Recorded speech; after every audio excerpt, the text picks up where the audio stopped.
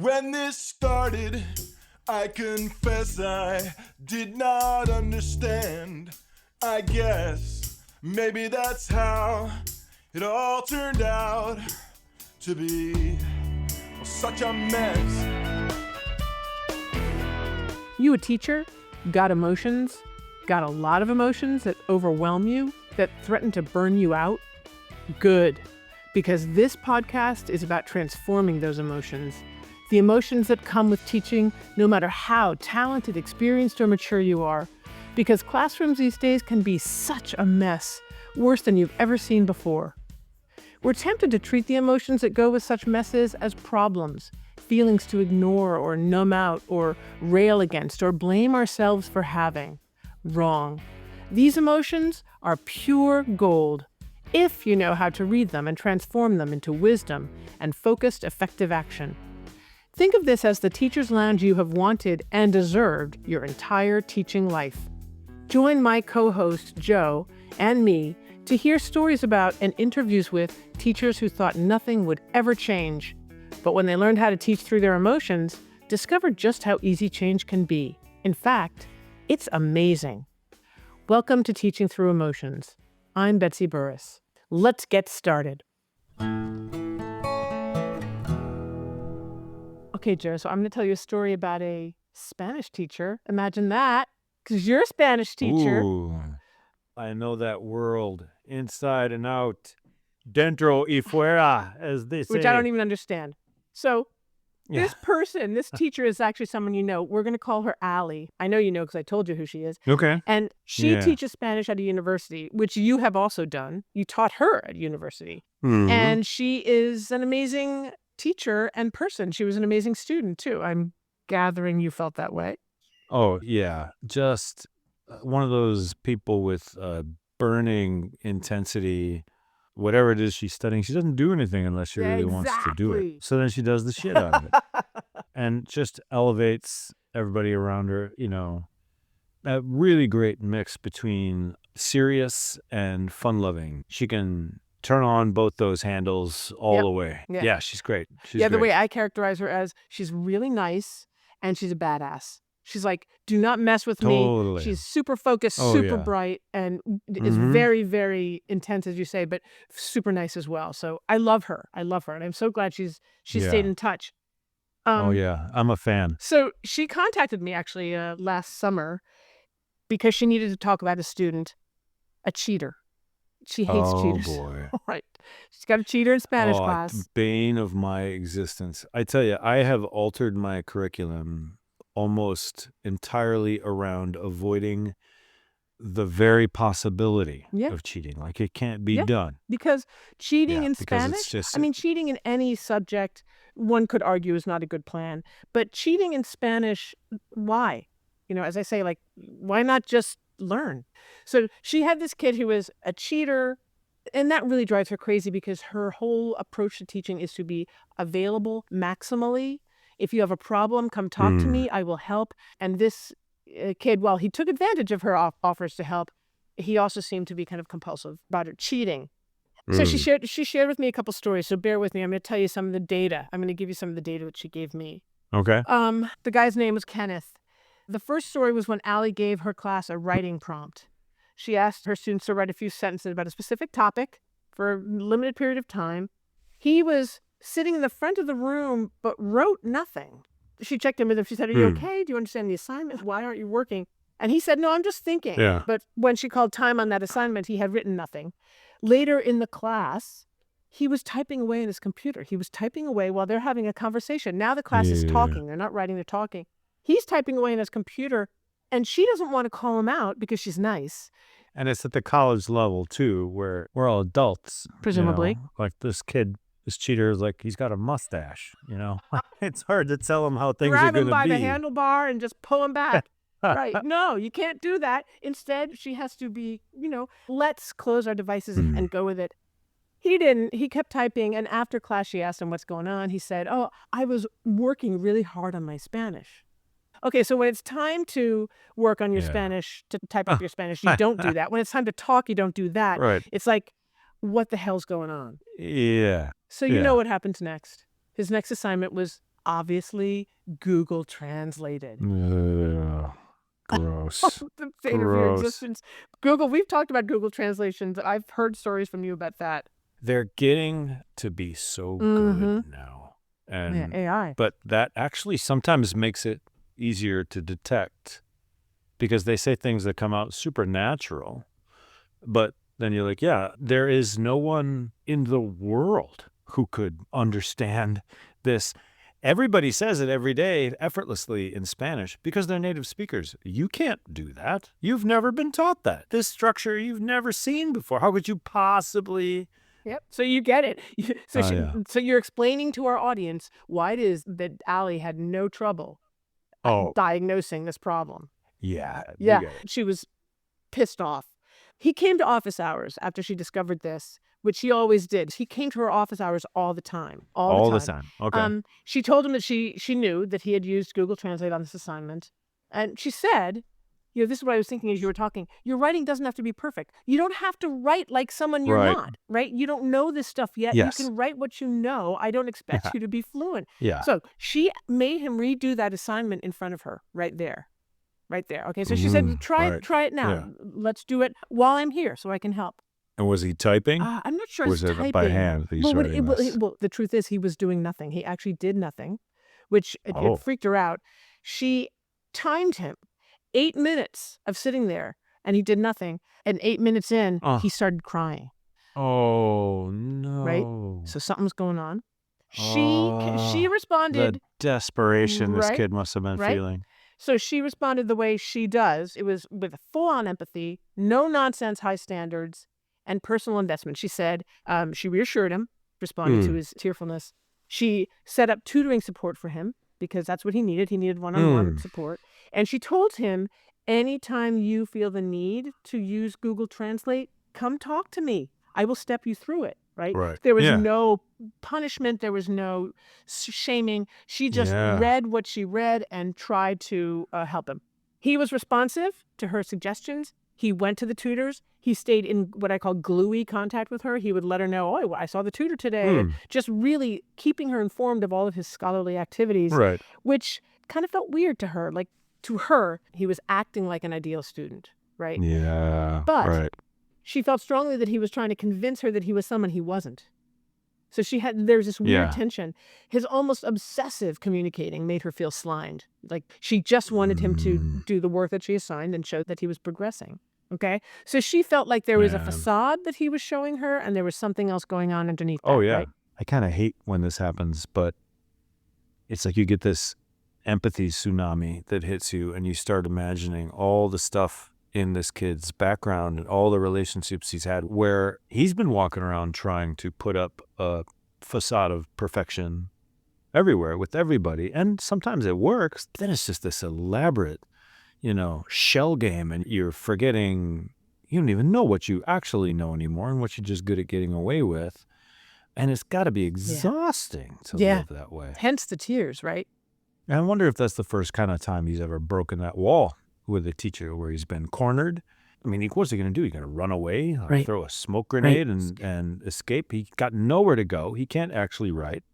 And these hot tears just come rolling down. Yeah. Oh, man. Yeah. Well, there's more to it because it's not true that he can't actually write. All right. Plot thickens. The plot does thicken. So she gave him all the support. He took advantage of all the support. Next assignment, after all of his supposedly assiduous effort, obviously Google translated again. So she called him into office hours again, and she spoke to him firmly. He pleaded for leniency, and hopefully, that is full of hope for him, granted it. Yeah. She's given them all kinds of chances. But here's some interesting data. Allie made Kenneth take the next test in her office.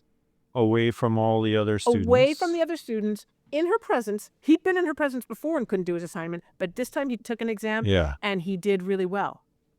He actually got, what did she say? He demonstrated high-level understanding. She said he earned a low B. You know Allie. We know Allie, right? A low B is a good grade for Allie. Because she doesn't inflate her grade. She actually says it like it is. So he did fine. Right. A low B is adequate, right? Not what you would expect from a kid who couldn't write, when he was asked to write and wouldn't speak when he was Yeah. asked to speak and wouldn't do anything in her office the other time. So that's weird, right? Yeah. What is he expecting himself to be able to Mm. do? It's like, what is going on? So Yeah. Allie thought, okay, this was promising to her. She thought, okay, Kenneth's on the straight and narrow. He's going to be fine.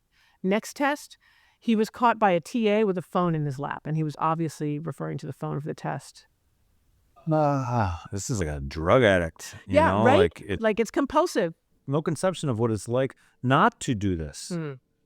So she found out. The TA told her about this, and Allie was ripshit. She was not sympathetic. She was like, he's wasting my Yeah. time. He's wasting his time. And he's bizarrely Yeah. committed to perfecting his cheating rather than his language skills. Right. And he was way under her skin. She couldn't get him out of her mind. So she reported him to the dean, right? Makes sense. Yeah. She just wanted to move it on to a different place. But Right. that, you can imagine, did not solve her problem because he was still in her class. He was still attending class. And he was still coming to office hours. So 2 days after she reported his cheating to the dean, he showed up at her office hours, and Allie said he was ugly crying. She said he was crying so hard that he was vomiting. He was in utter distress. He was afraid he was going to be kicked out of school. Which, I mean, just between you and me, what did you think was going to happen? Maybe he should have been kicked out. Maybe. Right? Yeah. Right? Oh my gosh. It is maddening. I've caught a kid at high school, and the counselor who's assigned to the kid is like, well, you know, this is the very first time Right. this kind of thing ever happens for this kid. So then you would just walk around the building to the other teachers, and you say the kid's name. You're like, yeah, so-and-so ever cheated for you? It's like, oh, yeah, I caught her last week. I'm like, okay, so what did you do? And the teacher says, well, I made her write it again. I'm like, no, you report this. Yeah. It's Yeah. a 0, and the kid learns. And like, of the 6 classes she was taking, I think 4 of us had recently caught her cheating, but I was the only one who had done anything about it. Exactly. It happens all the time. Yeah. And so that seems to be part of what he's trying to test, right? Is, can I get away with this? And with Allie, he couldn't. He was really freaked out. So what did Allie do? She talked him down. She reiterated to him that she has simple requirements that he evidently could fulfill when he took that exam in her office. He came walking around the desk, angling for a hug. Oh, boy. And you know, we both know Allie. She's like, I'm picturing this. and yet there she was hugging the student. Shields up. And she said it made my skin crawl. She felt so Ew. manipulated. She felt as if Yeah. Kenneth thought she was stupid because she couldn't see what he was doing. What the hell? She couldn't believe it. There she was, being kind of lassoed into this role with this student that she didn't want to play. And yet he made her someone more intimate. Very interesting. Very interesting. Let's keep all of this in mind because she shared some more information, which I think you'll probably appreciate immediately. Kenneth told Allie, that his mother, who lived abroad, was calling him constantly. He said, she saw your emails to the dean because my parents read my emails. Oh, my Again, gosh. Now picture this. Kenneth has a mustache, right? Yeah. Okay. So after the dean was called in and the mom and presumably the dad read the emails, the mom flew in, I calculate, from 30 hours away. It was like at least a 30-hour flight to come from where she lived to spend a week with man. Kenneth. Oh, that'll help. Again, it's just what we fantastic need. data, right? Right. This roaring fire. You know what I got? I got some gasoline. Yeah. Ugh. So, I mean, I just want to say, I, as a mother, can certainly understand the need to be near my son or daughter if they were in distress. But this is data. What Yes. we're doing is this is data for us to be thinking about in terms of what might be going on with Kenneth. So we Yeah. laugh, we worry, but this data is super interesting because I believe that data about Kenneth's relationship with his parents can illuminate his relationship with Allie. Which is so interesting for teachers to know, that you can be proxies for parents. You probably know those words. You probably are like, yeah, of course we can. But the proxy is not just being a parent. It's being an object that a student uses the way he's been taught to use his parents. And that's where we're going to go next. Right. Okay? You with me? Yeah. All right. Yep. So yep, here's yep. the data. I'm going to lay it out. And I want you to listen. If I miss anything, let me know. Kenneth is really attached to Allie. He visits her a lot. He presents himself as the kind of student she might like and respect. Right? He wants her to know he's scholarly, he's responsive. Kenneth is apparently addicted to cheating. That's really bad behavior that his professor hates. So now tension set up for old Kenneth. Kenneth is really attached to his parents or his mother, Not sure if mother or father, could be both, and or they are really attached to him. Yeah. Kenneth's Yeah. behavior in Allie's class has activated both Allie and his mother. He's getting a lot of attention from both of them. Very Some of true. that attention, like a hug, Kenneth forced from Allie. But it's interesting to think about Allie as a proxy. That hug is meaningful, right? It means maybe Yeah. his mom hugs him and he feels like he's been forgiven, right? So he's Yeah. asking Allie to Yeah. communicate with him in this way. Allie's physical cringe at Kenneth's expectation of a hug indicates that he crossed a boundary with Allie, right? If she was Yeah, cool with that, clearly. she'd be like, yeah, fine, whatever. But no, she was like, oh my God, get away from me. He's And- in her garden. Fortunately, Allie's boundary, she was absolutely invaded and she knew it.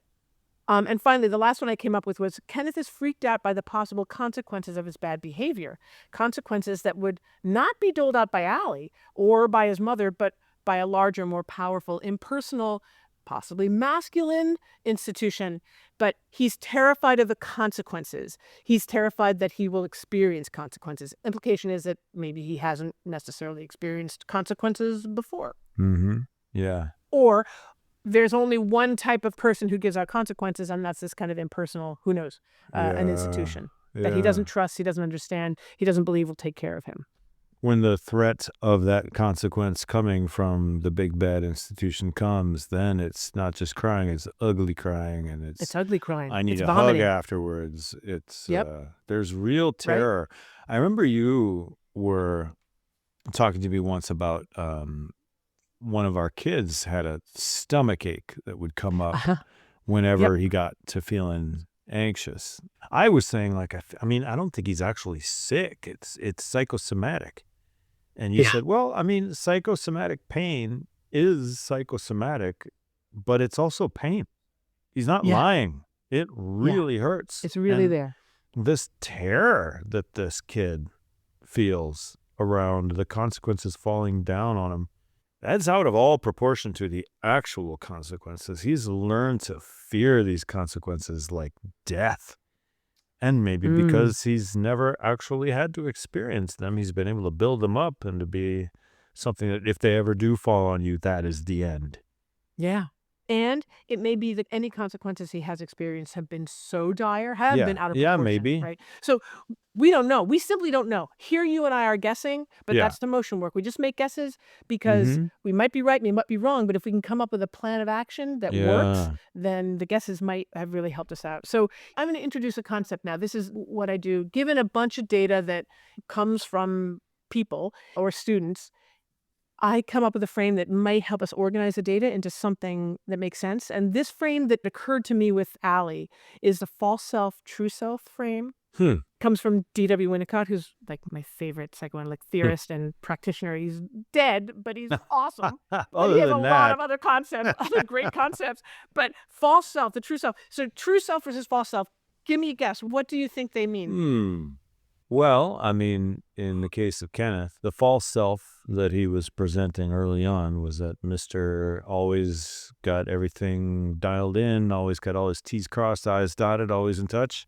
See me, see how responsible and in touch I am. You couldn't possibly be the sort of person who would cheat. Right. And then, the real self is the one who doesn't know what to do and grabs onto whatever he can while maintaining the facade. So I don't know. Is that where we're going? Yeah, I love it that you said he doesn't know, because I don't think cheating is his true self. I don't think he's truly a cheater. I think cheating is a mediator. Like, it's what he does because he doesn't know who he is. Right. Again, a guess, totally a guess. But if you are someone who has been trained by, and this is the thing about false self, true self, we're all false selves and true selves. Like, well, sometimes, I put on the dog when really what I'm thinking is I want to be home, sleeping.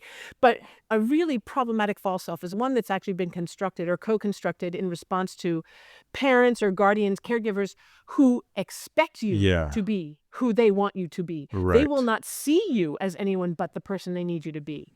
So to be a true self, to actually expose your true self, is so risky because you're either going to be attacked for it, or ignored for it, or shamed for it, right? There's all kinds of danger in showing your true self for someone who is living through a Winnicottian false self. It's a defense, it's a protection that it was learned. It is an adaptation. It is actually a positive adaptation to an environment that someone grew up in where being false is the way to survive. Yeah. Being true is a way to not survive.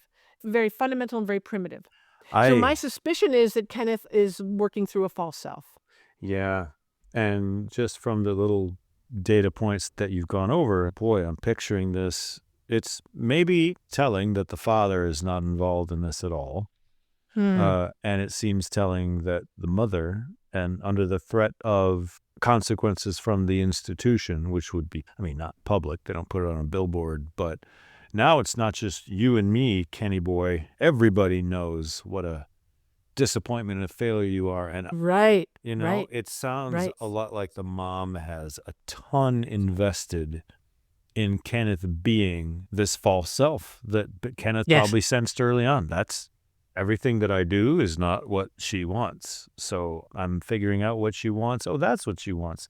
I'll give her that. There, now I got the hug. Now I Yeah, got the hug. exactly. And I think, to be fair to the mom, you can be a very, very loving mom and still convey that you can only love a person who either reminds you of you or reassures you that you're not going to be blamed or somehow castigated for having raised someone who's separate. You know, there are all kinds of good reasons for parents, and by good reasons, I don't mean Right. happy, lovable reasons. I mean logical reasons that Right. we hate. You can see But, exactly you know, why they did that. Right? They have their own issues, and parents enact those on their kids all the time. So whatever's going on with the mom, she clearly seems loving. You know, she's a hugger. She'll fly halfway across the world to spend a week with her son. It's clear she loves him. But the worry is that he does not believe that she loves him. He believes that she loves the facade. Yeah. And whether that's true or not, it is true for him. That is his Yeah. reality. And that is what he is enacting on Allie. Yeah. So that's my guess, right?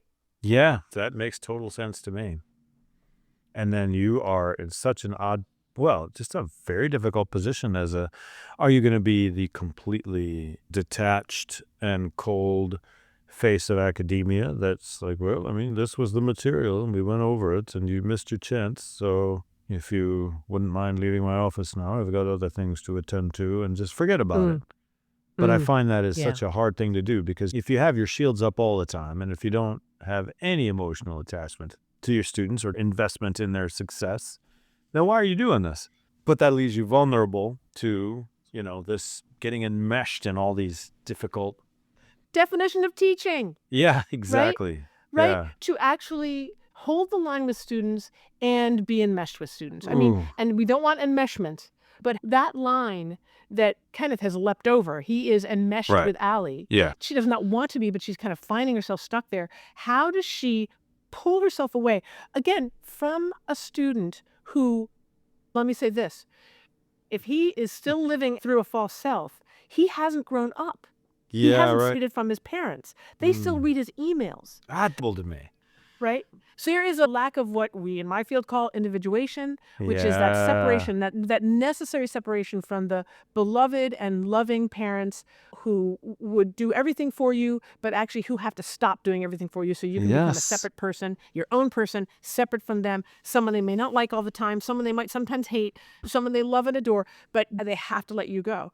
And my suspicion is Kenneth, he had not individuated, right? Yeah. And did not know how. Oh. So he is reenacting on Allie this enmeshment that he hasn't been able to extricate himself from at home. He's now enacting it on her, and she appropriately is grossed out. It's not yeah. appropriate. Okay, so now we're on to what we did with this frame. You know, so she and I, we talked about the frame, the false self, true self, and the problem of boundaries. That is that he was jumping into her garden Yeah. and asking for hugs Yeah. and making her feel things she didn't want to feel. Before we get into that, she told me a little bit about herself that I think will resonate with you. She said, in her own words, I give people the benefit of the doubt. I'm good at making things that could be uncomfortable comfortable. She's a Spanish teacher. Yeah. I can draw the line academically. That is, she can hold students accountable for their academic work when I'm in a position of authority as a teacher. I have a harder time relationally, she said. I try to help people save face. In general, she said, I'm conflict averse, but I'm not pathologically conflict avoidant. I don't seek it out, but I don't like it, which, by the way, I just want to say probably describes most every human being on the planet, Yeah. except for maybe some high-profile narcissists we know. Right. Yeah. I have a lot of experience with folks who really lean on that crutch of, well, I'm conflict averse. You know what else I am? I'm doing the dishes averse and getting out of bed averse. But you got to do it. It's tough. Right. Right. Right. I understand it. I totally get it. I hate doing it. Oh, and I'm angry. Why are you making me do this? Why are you making me confront you? But on the other hand, I am not papering that shit over. I'm not just going to Dilemma. pretend I don't see it. Deal with it. You said it earlier. If you don't call it out, then the kid gets away with behaviors that are only maladaptive and are not going to help that child learn. This student you talked about earlier who was cheating in 4 out of 6 classes and only one of the teachers called it out. That's conflict. That's right. Or I would call it engagement. But if we don't engage when something is wrong, something is being done wrong, or someone has breached a boundary or it does not have integrity, then it's just going to keep going. It's just going to get worse. You know, the way Allie described herself as giving people the benefit of the doubt, making what's uncomfortable comfortable, she's nice. She helps people save face. She's kind. She's a kind, nice person.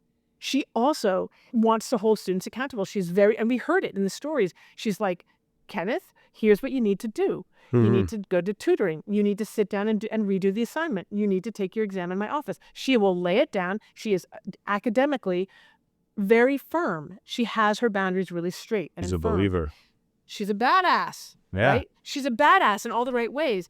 The problem, though, is that she was thrown by Kenneth's vaulting over what I call her garden wall into her garden. Yeah. Making her feel things like pissed, manipulated, helpless, like caught between a rock and a hard place, like confused. What is happening here? Her skin was crawling. Yeah. His behaviors, his actions were inducing in her these feelings. So now here's something that you've done before, I know, and that you will recognize immediately. I call it turning it around. When this happens, when someone does something that induces or activates in me or you feelings that are like, where the hell did they come from? Yeah. Oh, they came from that behavior. It's often the case that the feelings that you have are the feelings that that person has. Their behavior offloads those feelings. They can't handle the feelings, so they offload them into you so you can handle them for them. So here's the fun part about turning it around. You get to make the guess, why might Kenneth have been feeling pissed, confused, manipulated, between a rock and a hard place? Oh, man. I mean, just imagining this kid's life leading up to this place, you know, you've got mother who, like Batman, will leap into the helicopter and zoom in whenever she thinks you have strayed from the path. And the only way you're going to get what you need from her emotionally is by you living up to these bullet points of what a real son would do. Or by crying. She might be the one who softens when he cries. So he's got to do both. He's got to build up the big fake that is acceptable to the eye of Sauron, that is his mother. Or his father. We're not sure who. We don't know. And then when that fails, he has to revert to something that will actually drag out some empathy in her and maybe some disgust too, but at least it's not judgment anymore, which is the crying. Yeah. So it's fair to say, it's fair to assume, it's fair to guess that he is between a rock and a hard place. I mean, if the rock is his false self and the hard place is his true self. I mean, if his true self is between like being a perfectionist and being a cheater. Yeah. That might be the rock and the hard place. Like his two options seem to be, I have to be perfect. I have to be the perfect ideal student, or I've got to cheat. He's stuck there. It makes sense that he might be feeling these ways. And the reason it's really helpful to do this kind of exercise, to turn it around and think, why might a student be feeling the way I'm feeling, is to find some compassion, which you already have. Allie already had, although she was pissed at him. But dude is not happy. He is in trouble, and he really is between a rock and a hard place. So the way Allie and I thought about Kenneth was the way you actually were talking about earlier. It seemed clear that for him to escape the rock and hard place, from my perspective, he needs to grow up. He actually needs to individuate. He needs to actually get away from the false self. He needs to get away from the perfectionism and from the cheating. He needs to come to terms with his false self and allow his true self to somehow open up and maybe happen, right? It's his job. It's not Ali's job, but that's what my hypothesis was about what he needs. And more importantly, at least given the fact that Ali was the one who called me, she was my client, as it were. She needed him out of her garden, Yeah. which is good because that's actually what individuation is. It's when a mom and a dad say, okay, you know what, sweetie, you've been in our garden. We've been holding you in our hammock all this time. Now it's time for you to get out. So individuation isn't just the kid saying, fuck you, I'm going to go out and I'm going to bust through my curfew and I'm going to, crash our car. God forbid. It's also parents saying it's time for you to go. Yeah. You must fledge. Absolutely. Right? So her job, the only thing she could do, she did not have power over Kenneth's individuation. She was not the appropriate person to be helping him with that. She wasn't his mother. But as a teacher, she needed him out of her garden. She needed him to stop the enactments. Right. So we worked on her personal boundaries, which she herself declared are not her strong point. She's good at academic boundaries, not so good at personal boundaries. So what I said to her was, she needs to close her garden gate. She needs to make it really difficult for Kenneth to take up more time than she was willing to let him take up. Yeah. She was willing to meet with him during office hours, but she had to get ready to end the meeting, send him away so there was more time for the students. She had to practice closing her garden gate so that he would get out. Yeah. She had to feel comfortable saying the words that you were saying earlier are really hard to say. Yeah. Get out of my office. Obviously, she wouldn't say it that way, Sure, but that's what yeah. our work was. Like, I was prepping her. Okay, how are you going to do it? When he does this, when he does that, what are you going to say? What are you going to do to make it clear to him in your kindness, right, that the door is closed, the gate is closed. There is nothing rude or mean about closing our garden gates Yeah. on people who are jumping over our boundaries. It's essential for their development. And Right. it's essential for our peace of mind and our ability to stay connected with and caring for them, right? How is she going to do that? The thing that I think is really important here also to note about shutting garden gates and establishing boundaries is when I, as a teacher or a parent, shut my garden gate on someone who is overstaying their welcome, I'm actually giving them a chance to feel the feelings that they don't want to feel and would Yeah. rather induce in me. Right. So by shutting my gate and getting them back in their garden, for students, for anybody to grow up and become a healthy human being, they've got to get good at being in their garden and Yep. dealing with what's in there. Yeah. So given that Ali couldn't help in any other way, she shut the door, sent Kenneth home back to his Right. garden so that he could deal with those emotions. There, He could yeah. come and talk to her, but it was going to be in a circumscribed way under her conditions. She was going to Yeah. be in charge, right, rather than being taken charge of by him. If she lets him continue on this energy sucking rampage where he's just coming and doing all the things and he's crying and he's hugging and he's talking and it feels like you're helping him, but you are not. You are denying him the chance to do the thing that he needs to do. When I'm in Spanish class and I'm saying something in Spanish that kid has to sort out. Like I'm saying to you, you got to get up and move over there and write these 4 numbers on the board. I say it again. And some other kid in the room is like, he wants you to get up and move over there and write these 4 numbers on. And that's a teaching moment for me. And I have to really control myself because nobody has done anything in malice. I said Yes. to the kid who helped out, you really wanted to help him. And that is a great instinct. But instead of helping him, what you have done is you have stolen from him the opportunity to work his way through that challenge, understand it, and get the satisfaction. He's got to work through that. Yes, Don't take his exactly. chance of working through that away from him Yes. just because you're uncomfortable with watching him struggle. Right. It's what we could call it is enabling incompetence. Enabling incompetence rather than enabling competence. In Ali's defense, I just want to say she was enabling Kenneth's competence, but she was getting blindsided by Yeah. him. She was not ready for his different ways that he jumped over her boundaries, her Yeah. garden walls.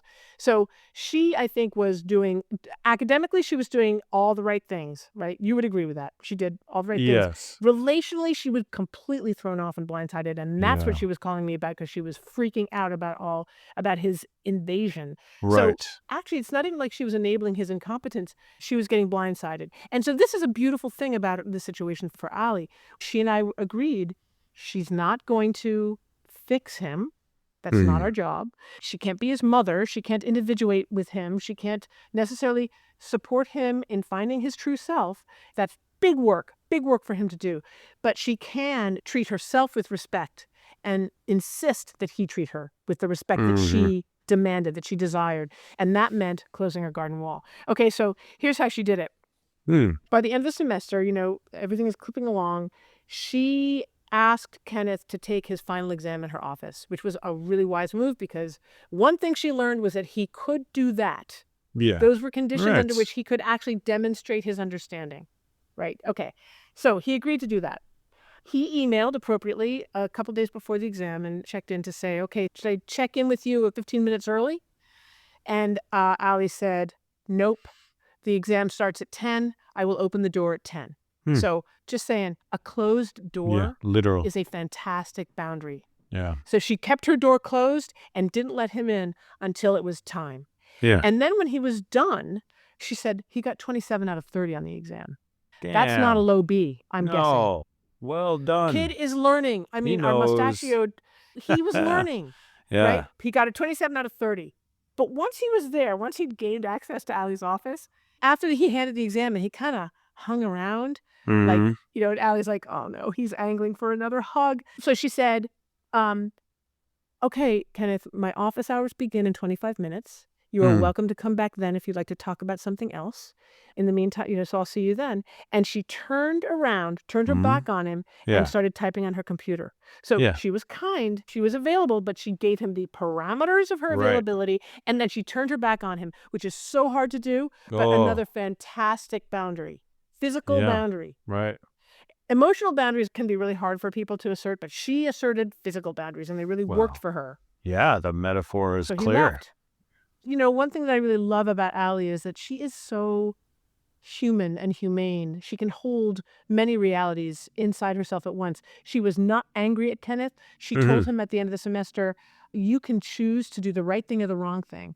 And I trust that you can do the right thing, but it's up to you, basically. Yeah. She saw him. And I mean, one way he might have interpreted that or might have felt that was, you see me as I am. You're right. I am a cheater. And I'm a perfectionist, and I'm a flawed human being. And you're not castigating me or punishing me. You're just telling me you believe in me. And that's it. No hyper-sentimentality, no hugs, no crying, she just laid it out to him, the truth about what she saw in him, and let him go, which is what individuation, which is what we, people, parents, teachers who want our students to be able to exist in their gardens separate from us, that's what we do. We let them go. Yeah. Do your thing. And find out who you are, Kenneth, because that's your job. It's not my job. You're the only one who can do it.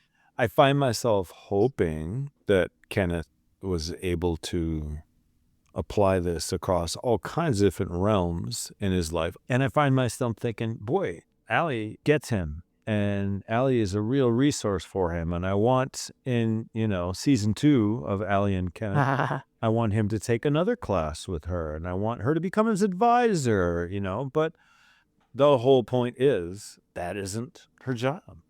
No, well, it would be her job if he took a class from her, but it's not her job, right? But she doesn't have to reach out. She doesn't have to chase after him. Yes. She doesn't have to do anything more than what she's done. I guess when I say it's not her job, Kenneth's welfare outside of their academic relationship isn't her job. Unless he discloses something that she has to report. But whether or not Kenneth learned the lesson and applied it across the board, I do want to point out that what Allie did was she took corrective action with him. She, based on this hypothesis that she and I formulated, she corrected his assumption that she was going to solve his problems for him, that she was going to turn a blind eye to his maladaptive behavior, his behavior that was actually denying his ability to learn. He was clearly smart enough to pass her course.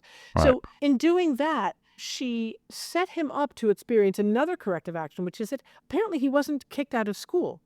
What he thought was going to happen, what he was terrified might happen, did not happen. That is another version of corrective experience. That is, right. If in his life, if he thought, oh my God, if I'm not perfect, I'm going to get nailed by some powerful figure. Yeah. In this case, that didn't happen.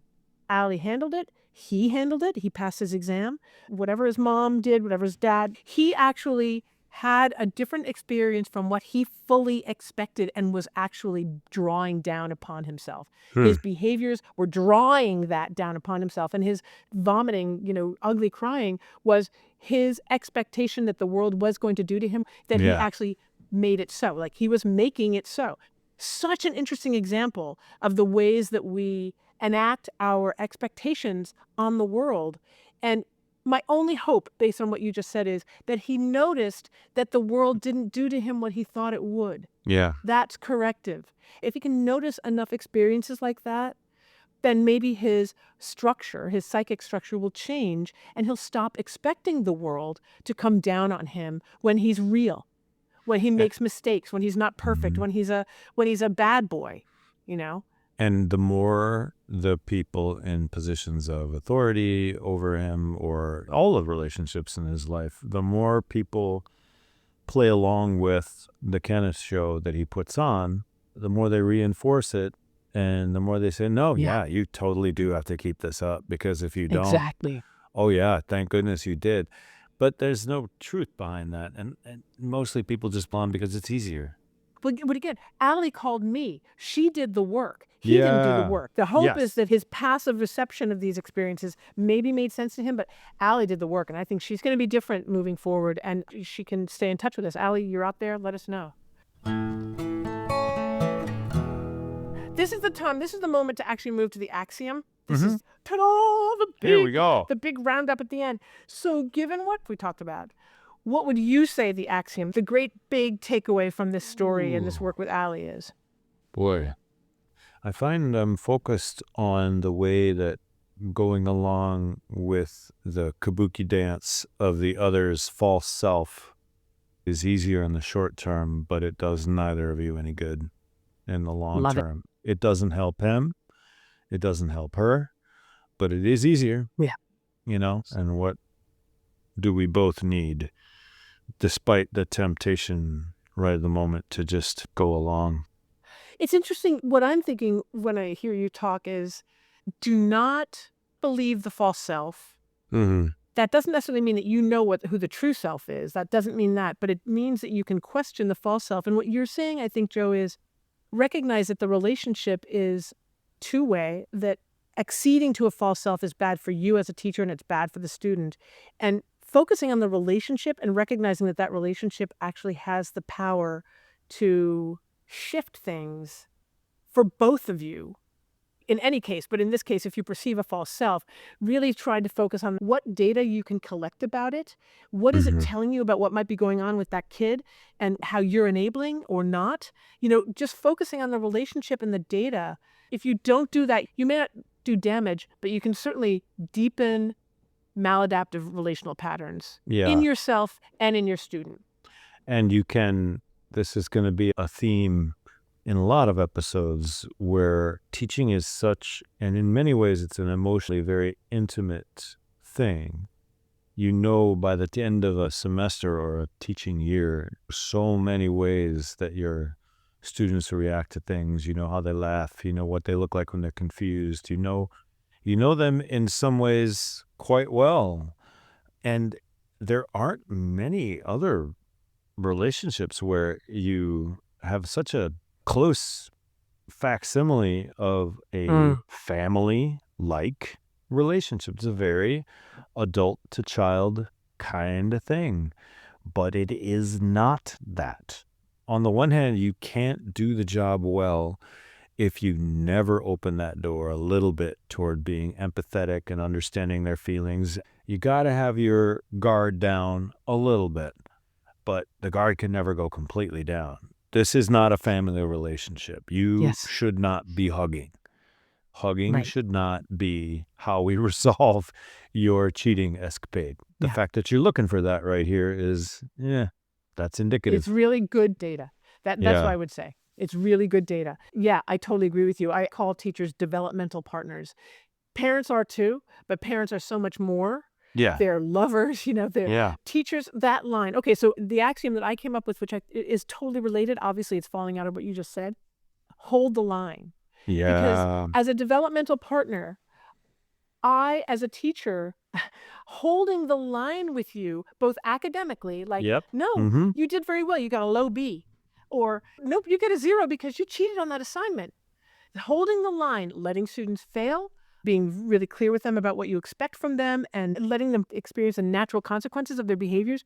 Holding the line is crucial academically, and it's Mhm. crucial relationally. Because if you know where the line is, your own boundary, Yeah. what your responsibilities are, the roles that you as a teacher play, and the roles and responsibilities of your student, then you'll know when something happens that you need to call me about, right? Yeah. Like, oh, a hug? Wait, Yeah. your brain should be going, Yeah. that does not fit with my understanding of developmental partnership as a teacher. No. It works with a parent, but it doesn't work with a teacher. So that kind of data, false self-data, the sense that there's a facade there, I don't trust this kid, I don't believe this kid. I mean, Allie could have had that sense about Kenneth without any cheating, right? He Sure. didn't have to cheat to teach her No. that he was actually functioning through a false self. But the Yeah. cheating is what makes me love him so much, because he really wanted her to know that he was working through a false self. Right? This is not my true self. Huh. And she picked up on it, which, because of the work that we did, so many teachers wouldn't know that. Why would they? They don't have this perspective. You can help somebody along on that journey of discovering that their true self isn't a prison that you constantly trying to get out of. No, it's a place you can sit in this, and it's okay. It should be a in this. liberated place. You should be. Yeah, it should be Like liberated. The false self is the prison. Yes, to the extent that a teacher-student relationship can be satisfying and beneficial for both, it is only that way if it's with the true self. That said, once we do connect to the true self and you're ugly crying, it's still a teacher-student relationship. Exactly. Both have to be true. But, the ugly crying is, we hypothesized that it was a version of the false self, because it was a way to get the mom, right? So careful. Kenneth's true self, I don't think anybody knows. I don't think even Kenneth knows. But it's not our job to know. You'll be the last one to find out. He'll be the last to know.